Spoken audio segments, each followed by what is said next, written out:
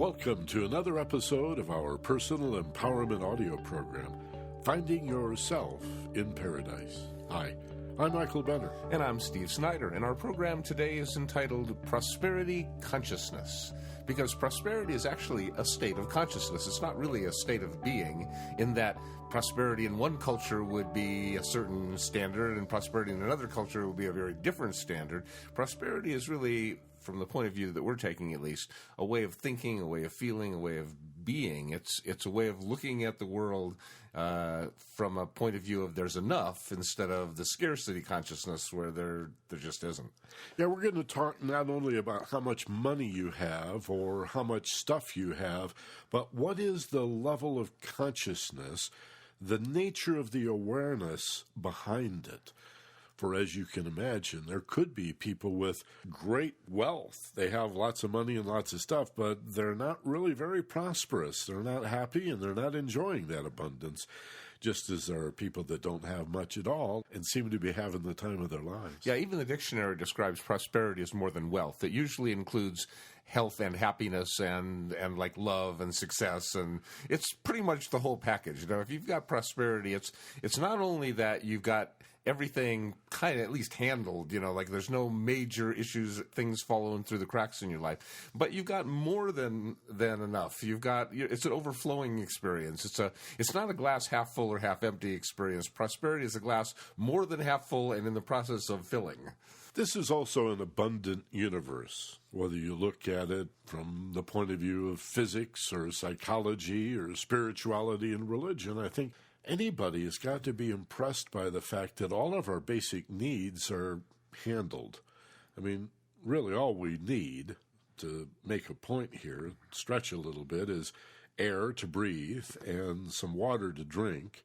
You can only go a few minutes without air, and you can go a few days without water. And then food, you can go weeks without food. But those three, as long as I have most immediately air and then some water and some... Now, where does that stuff come from? Well, the air is everywhere. The water just rains down upon you. And food pops up out of the ground and falls off trees. So all of our needs really are taken care of unless or until we lose access to the land. And I don't want to go off into a whole land issue here because we're talking about prosperity in a bigger sense. But I think anybody that pauses has to consider just how abundant this universe has, that we've evolved from within this life support system that does support life. Yeah, indeed. I mean, the world has produced massive amounts of air and massive amounts of water and massive amounts of food. Maui is an amazing example of all that happening. But the bottom line is that our needs, for survival are met pretty much by the earth herself. But then if you take it a little deeper, there is other needs. We do need to be loved. We need to move towards self-actualization. I mean, Maslow talks about a whole hierarchy of needs. Psychological needs. I'm just talking about those most fundamental physical needs for survival. Most of those are handled. But then again, take it a step further, I think we all sort of deserve more than just the needs. We deserve to have shelter and transportation and friendship and a whole lot of other things as well that beyond what we actually need. And prosperity includes, of course, having all your needs met, but prosperity has to also include having a whole bunch of your wants met as well. I heard a story recently where a business executive was saying, my father was a laborer, a blue-collar worker who worked very hard all of his life, that I might go to school and be an executive, and I do the same thing now so that my children might be artists and philosophers. And I like that idea of growth, of standing on the shoulders of giants, of creating prosperity, rather than this notion that is promulgated by those who have something to gain from the belief that there's only so much to go around. Limited supply, get yours now, right? Clearance sale, running out, won't last long. I mean, we get suckered in by that. And what we need to do, I think, is be aware of that game, that scam, because it really is. And it's just so popular that most people fall right in line without saying, wait a minute. Just like the air, the food, and the water that we began to talk about, not only is that natural, but it's all recycled. The reason you don't run out of water is that it gets recycled. It gets evaporated up in the clouds and then cools and precipitates back. And so too with the oxygen. It's inhaled by humans and other animals, and then we exhale the CO2 that the trees go, oh boy, look at all this CO2, and they suck it up and they breathe out, as do the plants in the ocean. That's where most of our O2 comes from. They exhale the oxygen. It's recycled. What a beautiful system. And the food, too. It just falls off the tree, and if nobody's there to pick it up, it melts right into the ground and becomes nutrients for the tree to reproduce fruits or the ground to produce vegetables in the next season. We have to look at prosperity as more than money, and also something that is cyclic in nature and is infinite by its very nature. How could you ever run out of a process that is cyclic? Indeed. And if you take a look at even from the money aspect of it, what's the most valuable commodity in the world today? I'd say intellectual property. Now, how much of that is there? It's virtually infinite. How much intellectual property, how many ideas human beings can come up with. And those are worth a lot of money. Great ideas are worth a lot of money. But nobody would argue that there's a limited supply of great ideas. Who could argue that? I mean, somebody with very few good ideas. That's true. But that would be a very bad idea. And there's evidence that there are a lot of people who are unwilling to go to the place it takes to go to have a good idea, I think. That they're unwilling to get out of the stressed lifestyle they're living. But good ideas are available, and you don't have to, try for them. All you have to do is, as we've been talking about for years, is to go to paradise, and the good ideas come. So prosperity is got to include all of those things. It's got to include wealth, at least more than enough. You've got to have all your needs met, almost everything you want, and extra to be able to give away. If you don't have all of your needs, virtually everything you want, and more than that so you can be philanthropic, then you're not really prosperous. To me, prosperity without philanthropy cannot exist. It's not prosperity unless you're going to be philanthropic.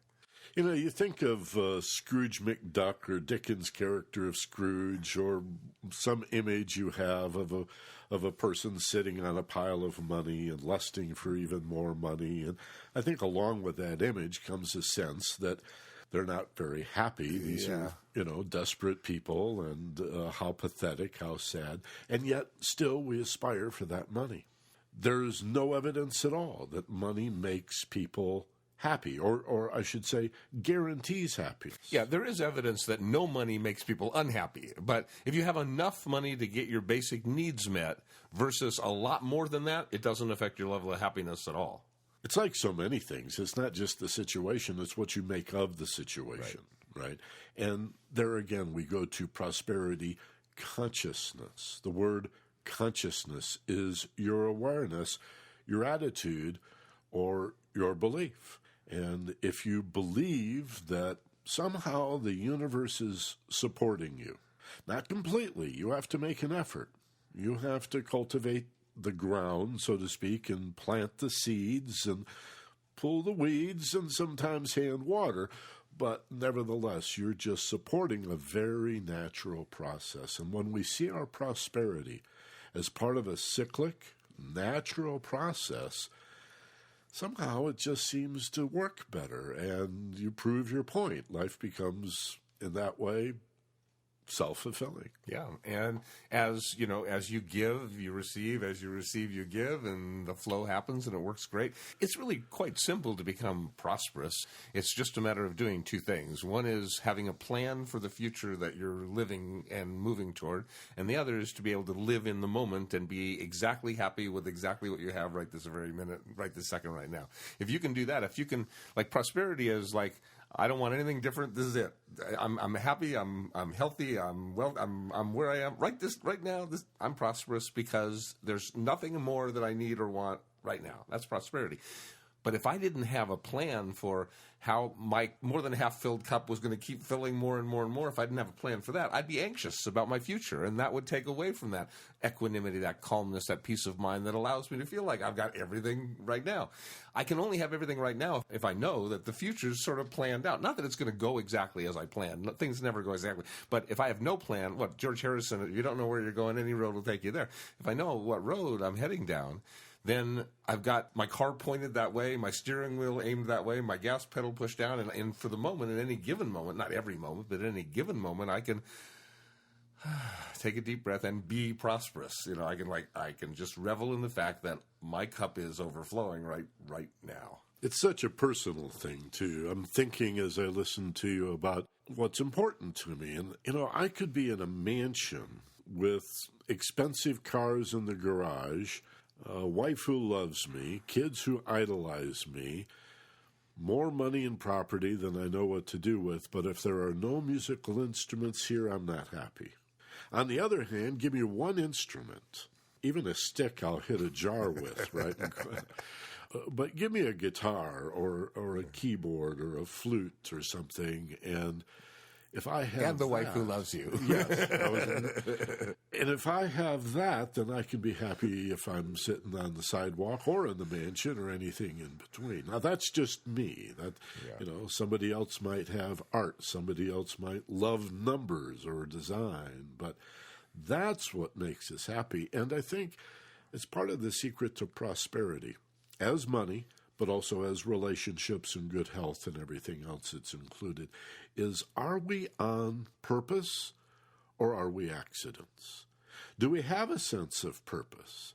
Are you looking for a career to make money, or are you looking for a career to express yourself, which if you do well will generate the prosperity?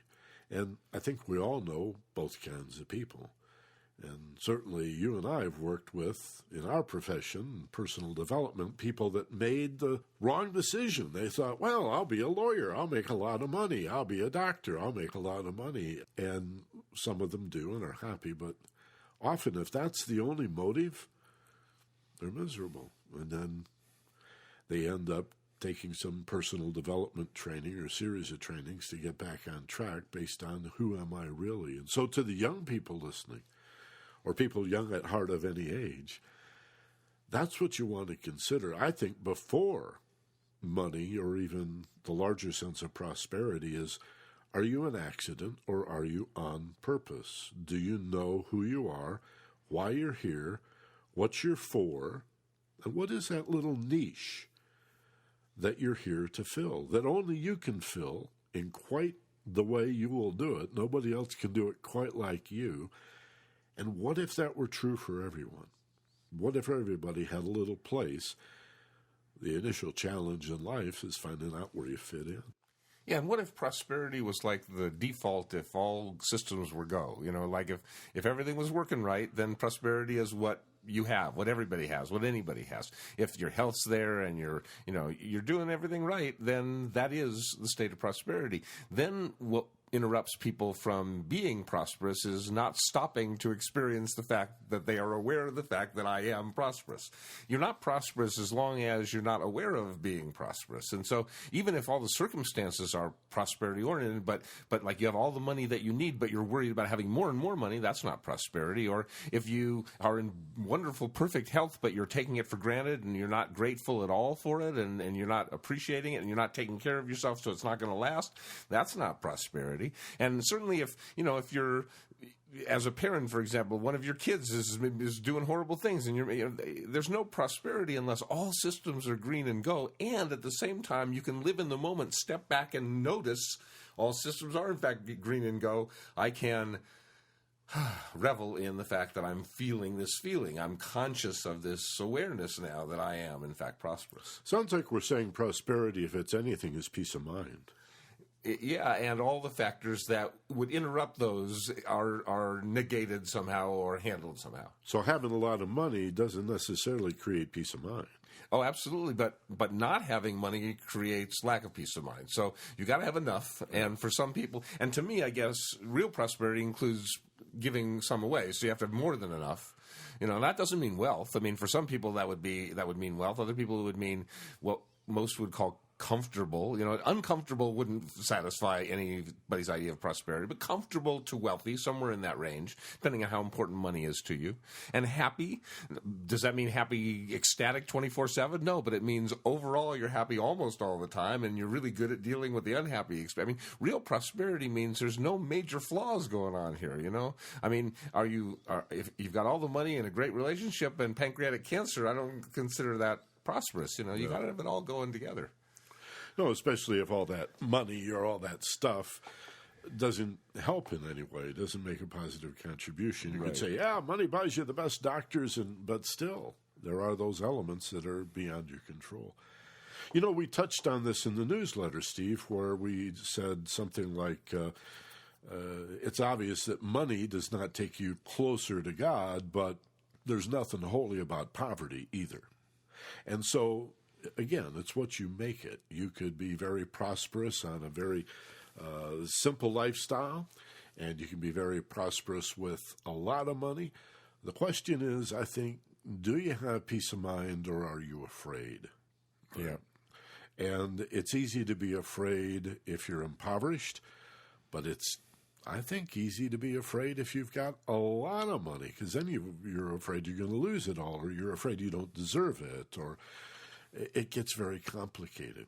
But if we just go for the peace of mind and integrity and find that middle way, this is core Eastern philosophy as well, this idea of the middle way. Buddha, before his enlightenment, was a prince and knew fabulous wealth. And trying to find truth, he went the other way. He became an ascetic and owned nothing and didn't bathe and didn't eat right and owned no food, no shoes, like Christ. People don't talk much about that, but Christ in many ways was, the Spanish would say, descalced. He refused to wear shoes for a reason. It was a symbol of non-materialism.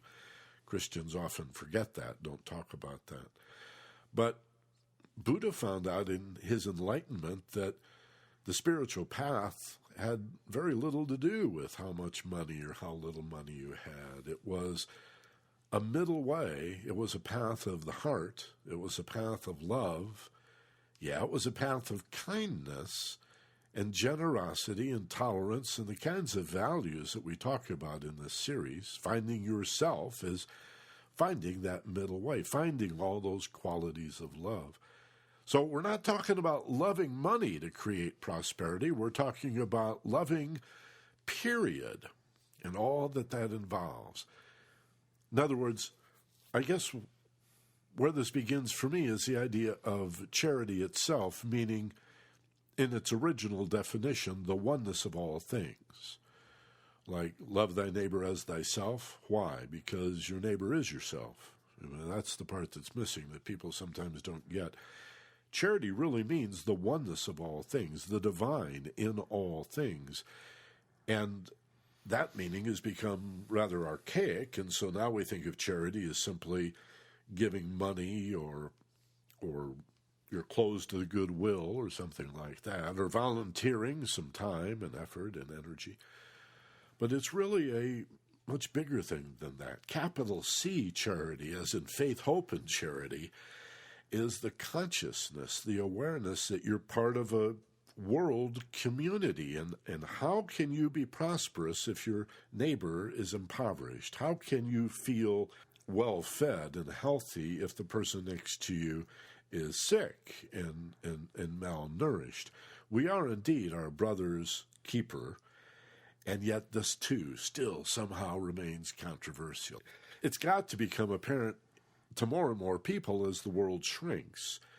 And what happens in one part of the world impacts ever more directly on everybody else. We're going to have to find global solutions to global problems. Yeah, indeed. And I think it comes down to learning money at the core of it all. You know, yeah, prosperity is a great deal more than money, but unless money is something that you do have handled or mastered in your life, it's become the equivalent of survival. It's the meat in the cave thing. You know, money is like food and shelter.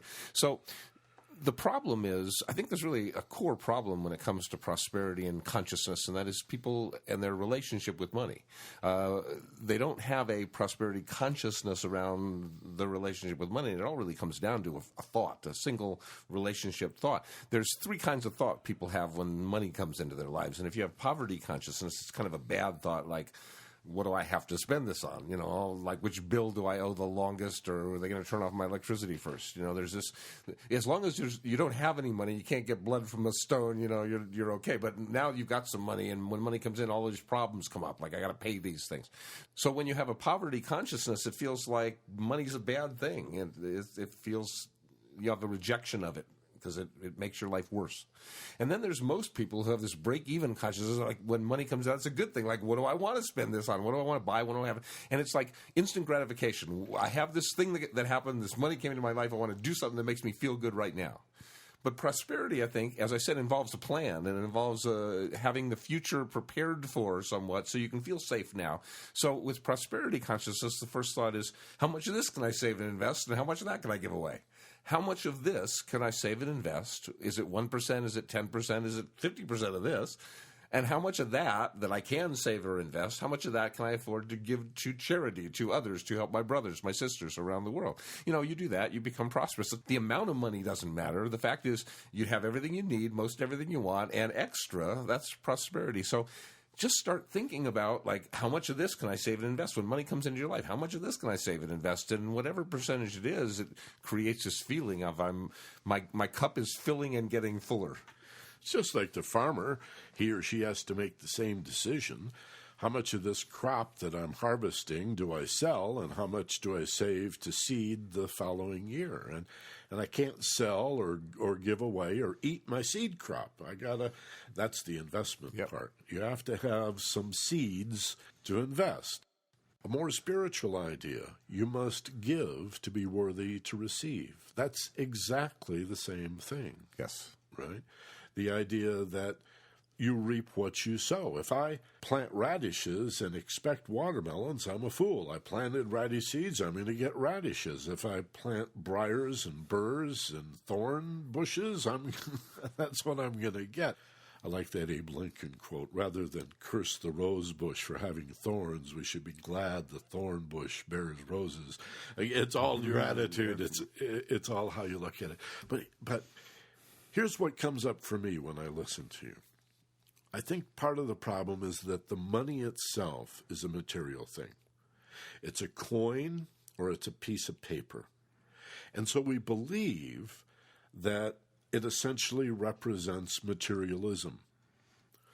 It does in many ways, but it doesn't stop there.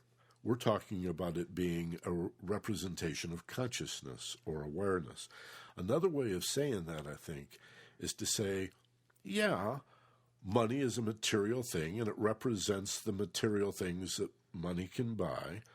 But when you step back and look at prosperity consciousness, the big picture, this money also represents spirit, or maybe better said, energy. This piece of paper or this stack of coins represents time, intelligence, energy, resources. It's just a note. It's a contract. Silver certificates used to say, right? Or maybe it's just electrons in somebody's bank account, but it's still the same represents. I'm just saying it represents more than the stuff it can buy. It represents the energy that it took to create it. It's like a battery in a way. Now, what do I want to put this battery into? What do I want to run with it? Hopefully something beautiful or productive or of value to other people, right? So if we would just put our prosperity consciousness on what can I do for other people instead of what's in it for me, now we're planting the seeds. And I think with the proliferation of hucksters and get-rich-quick gurus and so-called money mystics out there in the world, this is one way to spot one of the hucksters is, are they leading with the idea of what's in it for me, or are they really one of these people that has prosperity consciousness and says, your first responsibility is what you give.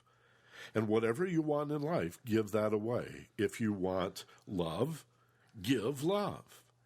If you want safety and security, help people feel safe and secure. If you want money, give some money away. If you want more time in your life, volunteer time with other people. It's magnetic and very specific in that way. And so to create prosperity, you don't have to wait for it to come to you. You go out and be prosperous by giving.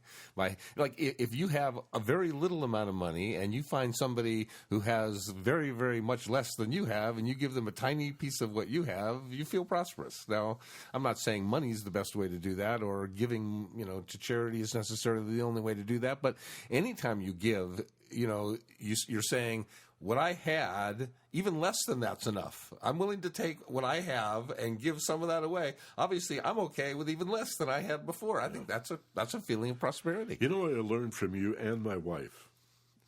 You too, really. And maybe that's why, I married her and you and I have been like brothers for 30, 35 years, is the value of over-tipping. I'm a big, big, big fan of that. I know you are. And you're not crazy about it. You wait until Spirit moves you. Something happens inside and you go, now's a good time to lay a few extra dollars on this guy. And it doesn't have to be a lot. It's just I always had in my head, okay, let's see, 10% if it's inadequate and bad service, and 15% if it's normal, and if it's really, really good service, 20%. And I think that's sort of the outline that Doreen was never less than 20. My wife, Doreen, never less than 20. Yeah, neither. And she would say, well, look at them. Look how hard some of them aren't getting paid at all. Or they're getting paid sub-minimum wage because there's a loophole in the minimum wage law for those who take tips. So then they rely on the tip, right? And then we got into the discussion, and this is why I bring it up with you here, that it's not really how much extra money you tipped. Again, it was the consciousness behind it. Yes. It might only be an extra $2 that you leave with breakfast. You left a $5 tip. No, I'm going to leave $7. What the hell? Big deal. You do the percentages, it might look like 25, 30% or something, but to you it's only a couple of bucks. To her or him, it could be, wow, they really like me. They really appreciate the service, And most likely they have to share that tip then with the cook and the guy that's bussing the table, and everybody gets a little feel good at the end of the day because there's a few extra bucks in there. I don't think it's the amount. I think it's the attitude or the consciousness.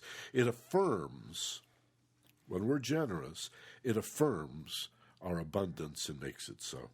Yeah, and the two easiest things to do, I think, to feel prosperous is to give a little more and to be a little more grateful. To me, those are just two easy entry points. It doesn't cost a penny to be more grateful, and it's relatively easy to do. It just takes consciousness. You don't accidentally fall into grateful. Grateful is something you got to step back and go, wait a minute, I'm going to choose to be grateful, to feel gratitude right now. You feel gratitude and count your blessings, as the saying goes. I think that's a big part of prosperity. So, give just a little bit more, take a little bit less from each other tonight, as the Moody Blues said, and be grateful, thankful, and count your blessings. Yeah, I think that's one of the things I really like about Thanksgiving and why it may be my favorite holiday of the year. I have several, come to think of it, but I love Thanksgiving. And I think it was the old 14th century mystic Meister Eckhart, who said, if your only prayer was one of gratitude, that would suffice. And so many prayers, as Jim Morrison pointed out in that Doors tune, are prayers of petition, as if God is Santa Claus. Give me this and give me that. Whoever is taught to pray, what can I do for you, the universe? What can I do for my world, for the family of man, and for the neighbor next door? And how far down the block do I go where somebody is no longer my neighbor? I would say no block is so long. We got to think in terms of the world being a prosperous place. Does that mean everyone has to have exactly the same standard of living? No. I'm okay with really wealthy people having money that they can invest as venture capital to seed new ideas. However, I am not, on the other end, happy about extreme poverty, where people in this world who tolerate that are just confused about the fact that it's some sort of natural selection and that this is the way nature regulates a population, that 30,000 people a day starve to death on this planet, most of them children, because there's not enough food to go around. And actually, that's not true at all. It's not that overpopulation causes a shortage of food. It's that the shortage of food causes overpopulation. We've got it backwards. When you have to have 10 children so that one might live long enough to support you in your old age, you have more children. The best way to reduce the size of a family is make sure they're well-educated and well-fed. Then they have fewer kids. Yeah, so prosperity not necessarily as a condition, but more of a consciousness, more of a state of mind. It has to meet certain conditions. You can't be hugely lacking in any area. You can't have poor health, or you can't have no money, or you can't have no happiness. I mean, obviously.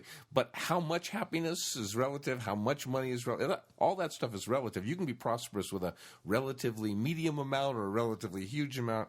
It's just a consciousness, and it takes, I think, having a relationship with the world that goes like this. Thank you, world, for all that you've given me. Now, what can I do for you? If you have a nice little vegetable garden out in the back and you enjoy having this little plot growing vegetables and how delicious the vegetables are and you know how good they are for you, prosperity is just doing that on a larger scale. If it's fun to grow vegetables in a little plot, think about how much fun it would be to have more and more and more and more. Is there a point of diminishing return? Yeah, I think there is. And I'll work the allegory here just a little bit. As farms get too big, they are tempted to rely more on machinery and on chemicals, and the farmer loses touch with the land, the sacred nature of the dirt itself, and the wonderful spiritual or energetic process behind it all. And so I think there is a point of diminishing returns, and I think food is best when it comes from smaller farms where the people that work the land own the land. So I think it's like so many other things, even stress. Stress is a good thing to a certain point. It's called adaptive stress or eustress, helps you to be better. But then there's a point of diminishing return where more stress becomes debilitating. So how about looking at prosperity in the same way? Like the Buddha, like so many wise women and men around the world, find that balance point, okay? It's not about the money, honest. It's not about, I need a lot of money or I've got to avoid poverty. It's about allowing yourself to accept that you live in an abundant universe, and as Stephen said, all of us, as a default position, deserve prosperity and abundance, not only financially, but in terms of our health, in terms of our relationships, in terms of opportunity, in terms of equality under the law, for example, these kinds of things. But working for the greater good rather than having only the self in mind. Identifying the self that you find in paradise with us rather than that lonely, desperate me. That's not who you are. The frightened, lonely me against the world. You are the world. Remember the song? We are the world. And increasingly, that's becoming obvious. I think that's the best thing about doing this show today that I'm feeling is this knowledge that I can actually see the progress toward a just world, toward ending extreme poverty. We'll always have poverty, but we can end extreme poverty, right? And we can understand that charity is more than just giving a fish to a hungry person. You might have to do that in the short term, but better follow on by teaching them to fish and then teaching them not to overfish.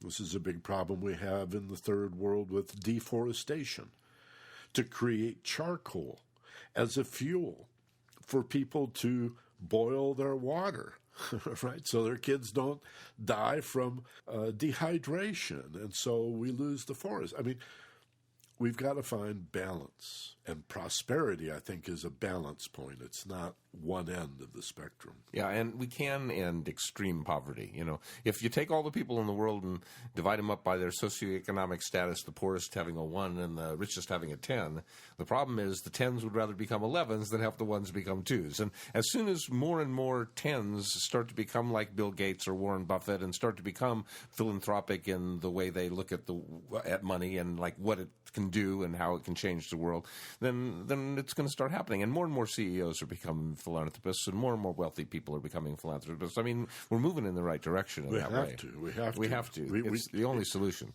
We could not become more unethical than we've seen recently in the beginning of this 21st century. Yeah, we're moving towards sanity. I mean, the world is insane. I mean, take a look at any history book or any news show. The world is not 100% insane, but pretty insane. But we're moving towards sanity, and I think one of the things in terms of moving towards sanity is realizing that we can't let our brothers and sisters starve to death. Right. I mean, that just seems so sane to me to get that. So, and it's not purely altruism. There is self-interest. They're us too, yeah. Right. That's the Cesar Chavez quote that we put in the newsletter last week about prosperity has to be for the greater good because the giver benefits at least as much as the one who receives. It's in our interest to end starvation in the world. It's always in our interest to find that middle way toward peace and justice. Absolutely. What's fair, what's right. It's just like tuning a machine. This world at some point will become a finely tuned machine where the things that we're talking about will just be understood. Yeah, and one day prosperous will mean prosper us. There you go. All of us. And justice will be all of us. Yes, all of us. So I think that's a good cue for an audio journey, what you say. Yeah. Time to take a trip to paradise, that place inside where you feel safe and you experience beauty and the moment. Because prosperity as a consciousness obviously means you have to be conscious to experience it. So let's start with the greatest entry point into expanded consciousness known to humankind. It's called one slow, conscious, deep breath. So inhale, hold at the peak, and release. And with the exhale comes a sense of peace. Peace. Glorious peace. Close your eyes if you haven't already, and create and sense a feeling of relaxation. Here are 3 messages to yourself, to that higher self, to the brain, literally, that you're safe. See the slow, deep breathing. My eyes are closed. My muscles are relaxed. I must be safe. I must be safe enough now that I can focus my attention. I am enjoying enough peace of mind that I can feel safe and tranquil. Peace of mind, peace of heart, allows you to laser beam your attention in a place we call paradise, narrow awake, the alpha brainwave level. And you know you're there as the mind begins to quiet little by little. All the ideas competing for attention fall away. All the emotions that might otherwise disturb and distract you become calm like the surface of a lake when it's as smooth as glass. And you have everything you need, all the air that you require. And you can be here in this moment now and not have to aspire to be anywhere else, be absolutely clear that the only place you want to be is right now and right here. And this is enough, more than enough. This is everything that you need. And once you become aware of that, where that awareness will lead is to a consciousness of feeling prosperous inside. And feeling prosperous also brings with it a feeling of pride. Imagine where you live, there is a catchment system, a basin where rainwater is collected, and you're using that water in the summertime to drink, to bathe, to water the garden, maybe the yard. And the level of the water in the basin is getting lower and lower as you use it. If you became unconscious or confused and stressed, you might worry about that and say, we're running out of water. What's going to happen? I had so much water, I've used a bunch of it, I don't have nearly as much left. And you start stressing. But when you deliberately expand your awareness, in an example like this, you would simply remind yourself, well, wait a minute, it just falls out of the sky. Maybe not so much in the summertime, but we're coming into the rainy season, and soon the basin will be full. And indeed, it fills. And next summer, there may be a drought. And the following winter, the basin is filled again. And around it goes, and sometimes the droughts are severe, and sometimes the rainy seasons flood. There is a long-term ebb and flow throughout the seasons. But it's cyclic. It's the same water that's been on this earth for millions, hundreds of millions of years. The same water around and around. And as we said earlier, the food, imagine yourself walking through the Garden of Eden. Have you ever? Have you ever considered what that's about, whether you take it literally or think of it as an allegory? Imagine now that this beautiful place of perfect peace all around you is Eden, a paradise where food just grows up out of the ground and falls off the trees everywhere you turn. And you remember, it's cyclic. This is not beginning, middle, and end. Feel in your body and affirm the simple truth that prosperity and abundance is a natural cycle. Prosperity is your natural cycle. It's your birthright to experience and be. Prosperity is a state of mind and heart. It's a consciousness. It's just an awareness of being free.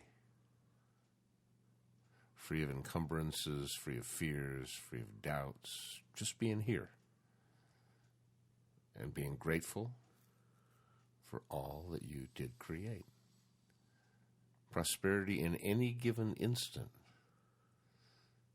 with gratitude and in this instance, a sense of knowing where you're going in your life. So there's an absence of tension and an absence of strife and a feeling of comfort and a feeling of joy, and it feels prosperous. It's a feeling you can enjoy. You can experience it in any given moment. Now, not all the time. It can't be the only thing there in your mind, but at any given moment, you can step back and create a feeling of prosperity. It feels really great. It just feels like gratitude, and it feels like love, and it feels like I've got enough and I can help those below rise above. It feels wonderful. It feels clean. Experience it. You'll see what I mean. Realize now in this place of peace, safety, and relaxation, some area of your life where you would like more prosperity. Is it more money? Is it more stuff? Is it opportunity? Or is it relationships you wish? Whatever type of loving relationship, a friendship, a romance. Is it power you seek? And if so, what kind of power? A power over? A dominance? Part of a you or me world? Or is the power you're seeking a power that is shared, a power that permits you to give more so as to receive more, to plant more seeds so that you harvest more and give that away and receive even more? Feel personally what it is you'd like to create more of in your life. And it's probably several of these, so see which one is first. And imagine yourself right now giving that away. Yeah, whatever it is you wish to receive, see yourself now giving that away. Giving of any kind from a generous place is a good thing and has its rewards, but to give away specifically that which you wish to receive in return reflects the consciousness of prosperity, and the rewards are even greater. Some say tenfold. The perennial philosophy, the ageless wisdom of all religious traditions and philosophies in every culture, everywhere in the world, includes this wisdom that you must give to receive. You must plant in order to harvest. So plant the seeds of thought and feelings around being more prosperous in your life. It feels calmer, there's more peace of mind, less tension, anxiety, and strife. Just plant the seeds of being a person who experiences prosperity this way, and you'll reap what you sow. Where you think, that's where you'll go. That's how it all works that way. So with the thought of being prosperous clearly in your mind, orient yourself in the room and find the opportunity now to take a conscious deep breath. Release. Feel that sense of prosperity, that sense of inner peace. And with a second deep breath, bring yourself back to wide awake. There's a line in the Christian New Testament that I like, and of course Christ never wrote anything down, and the disciples and people that hung out with him never wrote it down. It was decades later, 60, 70, 80 years, that people began to write this stuff down. So who knows exactly how he said it, but from the Sermon on the Mount, there's something about worry not for the morrow will care for itself. And look at the flowers, the lilies of the field, and the birds. They're not working. They don't need a job. What happens is human systems get in the way. The fact that there is extreme poverty is not a natural thing, any more than war is a natural thing. This is not God's will. This is our will. We're doing war. We're doing injustice. We're allowing starvation based on this ridiculous idea that it'll curb the population, when in fact it accelerates the growth of the population, causes people to have more kids who then starve. So it's ultimately education. Prosperity consciousness is about learning that the system works best when we see it as one whole system. Yeah, and to understand the ebb and flow of it, and that I think that Confucius said something like, if you find prosperity, save some for tomorrow. You know? It's like it may not always be like this, but if you remember the simple concept of it's supposed to flow through you and leave some on the way. It's like it's not spend all the time. It's save and invest and give some away. You know, it's got to be part of that flow. It's got to go round and round, but it's got to leave some with you as it goes around. And that only happens when you save and invest in terms of creating profit or extra money happening. And when you give things away, you create karma, whatever name, cause and effect, whatever you want to call it. That's how you create more happening. Saving, investing, and giving away. So if it's just buy and spend, that's not creating prosperity. It's just how much of this can I save and invest, and how much of that can I give away, and then stopping for a moment, taking that deep breath, stepping back, and becoming aware of the fact that right now, I am prosperous. Bring to mind someone right now that would love to hear this program you just listened to, and send it to them. Go to your account page at focusedpassion.com, log in with your password, and right under the built-in player. You may not go there often if you're using iTunes or an RSS reader, but there's that built-in player on the site, and right under it is a gadget to send these programs to your friends for free. As many programs as you'd like, as often as you'd like, and do it with prosperity. You're listening to the program, it's in your player, you can send it. Whether you're using iTunes or however you happen to listen to the program, you'll always have all of the programs in the built-in player, and that's where you can forward them. We'll do it for you. You just plug in their name, their email address, and your name and email address so they know who it's coming from, and we'll make sure that a link to that program is forwarded to them. It's a great way to begin this whole process of prosperity, of giving away something you've invested 99 cents in and making sure that more than one person hears it. Your best friend hears it. Somebody who's having a tough time economically right now hears it.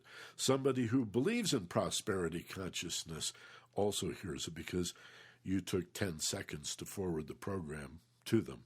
And that goes for more than 100 programs now in our archive, our library. They're available to you. Every program that you've subscribed to is already in there, and if there's some from before you signed up, well, those are 99 cents, and you can purchase those and forward them to unlimited friends and family. And what a great way to do exactly what we're talking about, to share the goodness and put that good news out into the world, right? What are we selling here? We're selling a sense of self. At 99 cents a week, that's pretty good news. And so we really appreciate you supporting all that we do at focusedpassion.com. Spread the good news, okay? Share with other people. Send one to a friend. Won't cost you 1 red cent to do that, and you can do it in seconds. Share one with a friend at focusedpassion.com. Again and again. And if there are topics that you're interested in that you haven't heard, check out the Unpurchased podcast. There's a whole bunch of them in there, and you might find something that's real pertinent for you right now. And, of course, if you purchase that, you can send that to your friends as well. Thanks for being with us, and join us next week. We'll have a new program for you. These programs come out on Wednesdays. And tell your friends about the newsletter, too. You can forward that with a link at the bottom of the page. I'll appreciate that, too. So will we. And so until then, be gentle, love life, and take care of each other. For Steve Snyder, this is Michael Benner. Aloha from Maui.